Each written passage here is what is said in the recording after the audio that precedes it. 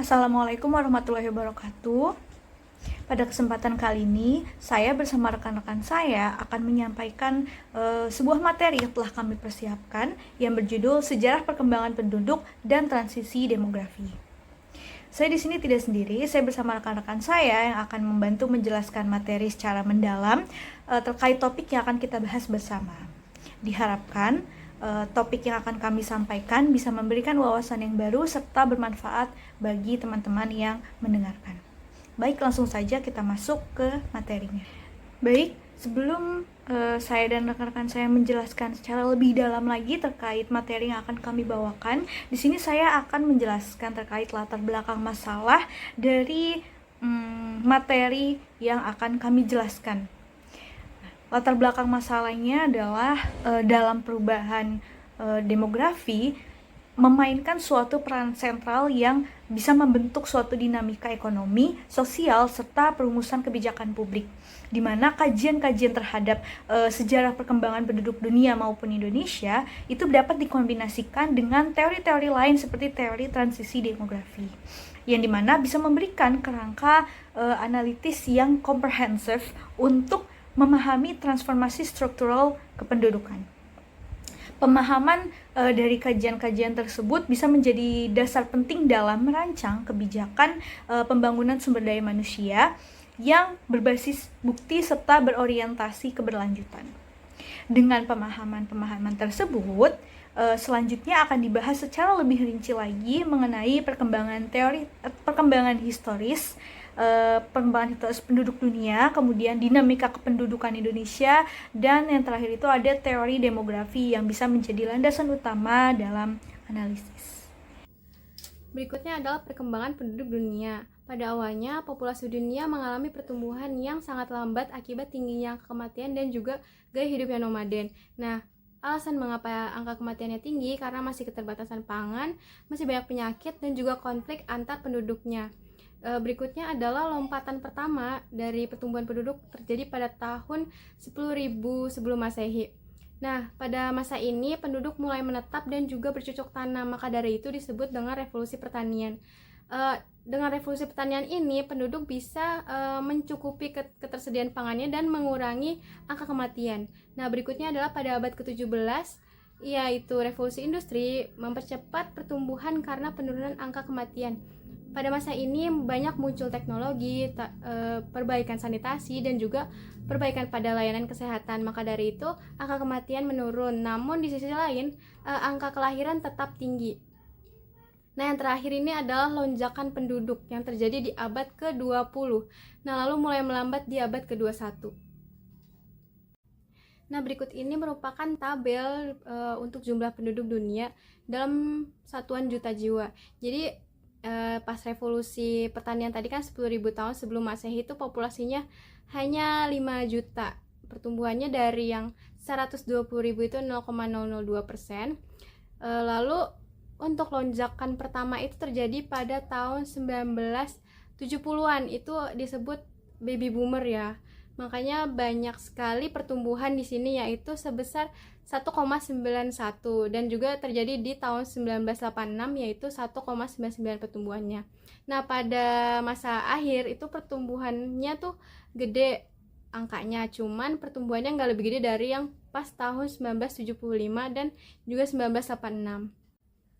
Nah, data dari jumlah penduduk ini diambil dari Duran pada tahun 1967, dari buku Todaro juga, dan dari United Nations, dan juga dari PRB. Nah, berikutnya adalah perkembangan penduduk di Indonesia. Jadi data pertama yang dimiliki oleh Indonesia itu terjadi sensus pada tahun 1930. Nah, di sensus ini penduduk Indonesia itu tercatat sebesar 60,9 juta. Nah, setelah kemerdekaan mengalami pertumbuhan yang sangat pesat dan juga mengalami kemajuan pada teknologi untuk sensus sendiri. Pada pasca kemerdekaan penduduk tuh mencapai 218 juta jiwa, lebih tepatnya tahun 2005. Nah, pada tahun sebelum 2005 itu kan ada lonjakan yang tadi sebelumnya sudah saya jelaskan, baby boomer. Nah, pada tahun-tahun 1970-an itu pemerintah tuh mengadakan program keluarga berencana untuk menurunkan angka kelahiran. Nah, namun di sisi lain masalah besar yang terjadi adalah karena pertumbuhan penduduk ini, penduduk yang terkonsentrasi tuh hanya di Jawa dan di Bali. Nah, ini menyebabkan ketimpangan pembangunan karena persebaran penduduknya itu tidak merata dan pada akhirnya menyebabkan ketimpangan pada pembangunan. Nah, berikut ini merupakan data tabel dari perkembangan penduduk dunia. Seperti yang sudah saya jelaskan tadi, pada 1930 itu sensus pertama terdapat 60,9 juta jiwa, belum ada pertumbuhannya. Dan pertumbuhan paling tinggi itu terjadi pada tahun 1980. Dari 1971 ke 1980 itu bertumbuh sebesar 2,40%. Di sini kan tadi udah dijelasin juga baby boomer ya, makanya setelah tragedi ini pemerintah menerapkan program KB. Nah, program KB ini berhasil menurunkan angka fertilitas anak, dan pada 2005 ini TFR-nya itu sebesar 2. Jadi kalau diartikannya, setiap wanita yang punya anak itu hanya memiliki rata-rata 2 anak. Berikutnya adalah persebaran penduduk dunia dan juga Indonesia. Nah, persebaran penduduk dunia tuh 60%-nya dikuasai atau dimayoritasi oleh penduduk yang berada di Asia, khususnya di negara India, Tiongkok, dan juga Indonesia. Ketiga negara ini terbukti menjadi 5 negara yang memiliki penduduk terbesar di dunia. Nah, untuk Indonesia, persebaran penduduk Indonesia tuh 58%-nya itu berada di Jawa dan Bali. Kepadatannya lebih dari 900 jiwa per kilometer persegi. Seperti yang udah saya jelaskan juga, kalau misalnya persebaran penduduk tuh nggak rata, hanya terkonsentrasi di Jawa dan Bali yang membuat ketimpangan pembangunan. Nah, ini juga ada penjelasannya.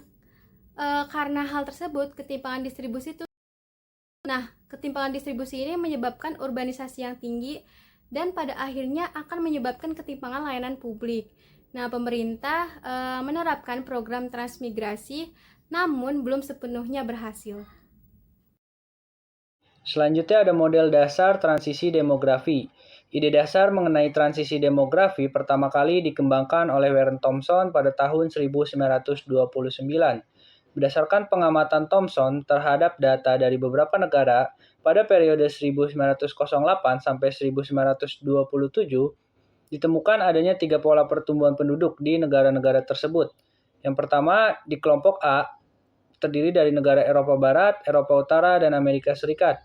Negara-negara ini yang mengalami perubahan pertumbuhan alami yang sangat tinggi ke pertumbuhan yang sangat rendah. Kelompok B terdiri dari negara Italia, Spanyol, dan kelompok Slavia di Eropa Tengah. Negara-negara ini yang mengalami penurunan baik kelahiran maupun kematian. Tetapi penurunan kematian adalah sama atau bahkan lebih cepat dibandingkan kelahiran. Kondisi ini dialami oleh negara-negara kelompok A pada sekitar 30-40 tahun sebelumnya. Selanjutnya ada kelompok C, yaitu negara-negara lainnya selain kelompok A dan B, yaitu negara-negara di mana kelahiran maupun kematian belum mengalami perubahan. Dalam artian lain, kelahiran dan kematiannya masih sangat tinggi. 16 tahun kemudian, yaitu pada sekitar tahun 1945, Frank Notenstein kemudian memberikan penjelasan tentang ketiga pola yang ditemukan oleh Thompson tersebut. Untuk kelompok A diberi nama dengan incipient decline. Untuk kelompok B diberi nama transitional growth. Dan kelompok C adalah high growth potential. Pada saat inilah diperkenalkan istilah transisi demografi sebagai suatu proses penurunan mortalitas dan fertilitas penduduk suatu daerah dari tingkat yang tinggi high growth potential menuju ke tingkat yang rendah atau incipient decline. Teori transisi demografi pada prinsipnya ingin memperlihatkan dampak kemajuan dalam pembangunan ekonomi pada penurunan fertilitas dan mortalitas. Teori ini mencoba menerangkan mengapa suatu masyarakat mengalami perubahan dari angka fertilitas dan mortalitas yang tinggi ke angka fertilitas dan mortalitas yang rendah. Teori ini berupaya memperlihatkan bahwa kemajuan dalam pembangunan ekonomi mempunyai sumbangan penting dalam transisi fertilitas dan mortalitas. Sebagaimana yang dikemukakan oleh Notenstein, terdapat 3 tahapan dalam transisi demografi. Ketiga tahapan tersebut bisa dilihat dari gambar berikut. Di tahap pertama atau tahap high growth potential, pada tahap ini ditandai dengan fertilitas tinggi dan mortalitas tinggi. Tingkat mortalitas bervariasi tergantung dari ada atau tidak adanya perang, ada atau tidak adanya bencana kelaparan, dan ada atau tidaknya faktor-faktor lainnya yang berpengaruh terhadap mortalitas. Negara-negara yang berada pada fase transisi ini mempunyai pertumbuhan alami yang rendah atau bahkan mengalami pertumbuhan alami yang negatif. Tahapan ini juga disebut dengan Malthusian stage. Sering juga tahapan ini disebut sebagai pre-industrial stage karena masyarakat pada tahap ini berada pada kondisi perekonomian pra-industri dan lingkungan non-perkotaan. Selanjutnya di tahap kedua atau yang dikenal dengan tahap transitional growth, pada tahap ini penurunan mortalitas lebih cepat dibandingkan fertilitas. Akibatnya pertumbuhan penduduk tinggi. Tahap ini sering disebut dengan tahap transisi atau celah demografi. Negara-negara yang mempunyai perekonomian dalam tahap berkembang biasanya masuk ke dalam tahap ini. Kemudian di tahap ketiga ada incipient decline. Pada tahap ini fertilitas dan mortalitas berada pada tingkat yang rendah. Pertumbuhan penduduknya rendah, tetapi berbeda dengan tahap pertama. Rendahnya pertumbuhan penduduk disebabkan oleh fertilitas dan mortalitas yang rendah, bukan fertilitas dan mortalitas yang tinggi. Tahap ini sering juga disebut dengan industrial stage, karena merupakan tahap yang umumnya dialami oleh negara-negara industri. Selanjutnya yaitu kritik terhadap model transisi demografi, di mana terdapat 3 kritik. Yang pertama, penjelasannya itu terlalu umum. Teori ini tuh dinilai belum menjelaskan perubahan demografi secara mendalam, karena kenyataannya secara masyarakat itu lebih kompleks dibanding dengan teori ini. Misalnya pada tahap kedua, di mana pertumbuhan penduduk tinggi bukan karena menurunnya angka kematian saja, tetapi juga karena meningkatnya angka kelahiran. Yang kedua, variasi antar negara. Lama waktu yang dibutuhkan untuk melalui setiap tahap transisi ini tuh berbeda-beda tiap negara, tergantung pada kondisi awal tingkat kelahiran dan kematian. Karena itu, sulit untuk menetapkan teori ini secara menyeluruh atau universal. Yang ketiga, potensi perkembangan tahapan. Teori ini tuh masih dapat dikembangkan lebih lanjut setelah angka kelahiran dan kematian mencapai tingkat yang sangat rendah. Sangat mungkin akan terjadi peningkatan kembali, terutama pada angka kelahiran di tahap selanjutnya. Selanjutnya yaitu pengembangan model transisi demografi Chogwil. Dalam upaya menyempurnakan model transisi demografi dasar, Chogwil mengusulkan pengembangan model tersebut menjadi 4 tahap atau siklus. Pada siklus pertama ditandai dengan tingkat kelahiran yang stabil atau tidak banyak berubah, sedangkan angka kematian itu mengalami penurunan. Namun, menjelang akhir siklus ini, angka kematian justru kembali mengalami peningkatan. Pola ini serupa dengan tahapan pertama dalam model dasar transisi demografi. Selanjutnya, siklus kedua memperlihatkan penurunan, baik pada angka kelahiran maupun kematian, dengan laju penurunan kematian yang lebih cepat dibandingkan kelahiran, di mana penghujung siklus ini tuh kedua tingkat tersebut mencapai titik keseimbangan. Tahapan ini mencerminkan pola dari tahap kedua dalam model transisi dasar. Selanjutnya, siklus ketiga menggambarkan situasi setelah angka kelahiran dan kematian berada pada level rendah. Pada tahap ini, angka kelahiran sempat meningkat kembali, sementara angka kematian tetap stabil, sebelum akhirnya angka kelahiran menurun lagi ke tingkat sebelumnya. Peristiwa ini berlangsung dalam periode yang tidak terlalu panjang, dan salah satu contoh nyatanya adalah fenomena baby boom yang terjadi setelah Perang Dunia Kedua. Terakhir, siklus keempat dicirikan oleh meningkatnya angka kelahiran dan kematian secara bersamaan. Meskipun demikian, tahapan ini tuh belum pernah benar-benar terjadi dalam sejarah umat manusia. Namun secara teoritis sejalan dengan gagasan Malthus mengenai positive checks sebagai mekanisme alami dalam menyeimbangkan pertumbuhan penduduk yang berlebihan. Oke, selanjutnya yaitu revisi dan penyempurnaan teori transisi demografi oleh Zelensky dan Skeldon. Sini Zelensky pada tahun 1971 beliau mengkritik bahwa adanya konsep transisi demografi ini dinilai kurang komprehensif karena hanya berfokus pada fertilitas dan mortalitas tanpa mempertimbangkan adanya migrasi. Lalu ia juga mengusulkan adanya istilasi transisi vital, di mana transisi vital ini menjelaskan untuk perubahan kelahiran dan adanya kematian, serta menekankan pentingnya memasukkan mobilitas penduduk dalam analisis dinamika demografis. Lalu oleh Ananta Chotip tahun 2002, beliau menggambarkan bahwa pembangunan ekonomi ini berlangsung melalui tahapan bertingkat dengan memperhatikan karakteristik demografi dasar, seperti dari surplus tenaga kerja yang tidak terdidik menuju dominasi tenaga kerja yang lebih terdidik dan lebih mengutamakan ekspor yang berbasis modal. Nah, setelah mencapai titik balik tersebut, negara bisa mengalami arus keluar modal dan adanya tenaga kerja yang lebih terdidik.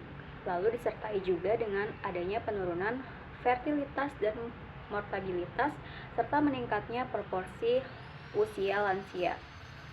Nah, Zelensky sendiri juga merumuskan adanya 5 fase mobility transition model, mulai dari masyarakat tradisional hingga masyarakat super maju yang berbasis ekonomi pengetahuan. Lalu oleh Skeldon tahun 1990, beliau juga menegaskan bahwa untuk memperluas model ini menjadi 7 tahap, mulai dari memperhatikan kompleksitas transisi di negara yang berkembang, termasuk dari urbanisasi cepat, migrasi internasional, dan mobilitas global dengan dukungan tenaga kerja terdidik. Oke, pada poin keempat, itu adanya perubahan struktur umur penduduk. Itu dibagi menjadi 3 tahap. Yang pertama yaitu ada tahap 1, yaitu awal transisi demografi. Di fase ini itu adanya penurunan mortalitas, di mana fase ini yaitu adanya lonjakan pada populasi usia muda yang lebih meningkat, di mana hal ini menyebabkan rasio ketergantungan pada usia muda lebih meningkat tajam. Nah, hal ini juga meningkatkan investasi besar pada faktor sektor kesehatan dan pendidikan anak. Lalu, hal ini juga menyebabkan adanya tekanan pada tabungan rumah tangga dan adanya akumulasi modal. Nah, pada tahap kedua itu adanya bonus demografi. Nah, di fase 2 ini itu adanya penurunan fertilitas yang menyebabkan adanya proporsi usia kerja yang lebih meningkat. Nah, pada tahap kedua ini menyebabkan adanya rasio ketergantungan rendah yang menyebabkan beban ekonomi menjadi minimal. Nah, dampak positif yang bisa dirasakan pada tahap kedua ketika adanya bonus demografi itu adanya peningkatan tabungan, investasi, dan pertumbuhan ekonomi. Nah, di fase ini bisa disebut dengan window of opportunity untuk akselerasi pertumbuhan. Nah, pada tahap terakhir atau pada tahap ketiga itu adanya penuaan populasi. Di sini pada tahap ketiga itu adanya peningkatan pada rasio ketergantungan usia lansia yang menyebabkan adanya tekanan fiskal yang lebih meningkat khususnya pada sektor kesehatan dan usia pensiun. Nah, pada tahap ketiga itu pada tahap penuaan populasi itu menyebabkan beberapa tantangan untuk pertumbuhan ekonomi dalam jangka waktu yang lebih panjang. Selanjutnya ada tantangan bonus demografi dan penuaan. Data terbaru dari BPS mengindikasikan bahwa tingkat pengangguran masih berada pada kisaran 6%. Selain itu, semakin luasnya sektor informal di kawasan perkotaan memperlihatkan bahwa sistem pasar kerja Indonesia masih belum tertata secara optimal. Akibatnya, banyak tenaga kerja yang tidak mampu mengaktualisasikan potensi produktifnya.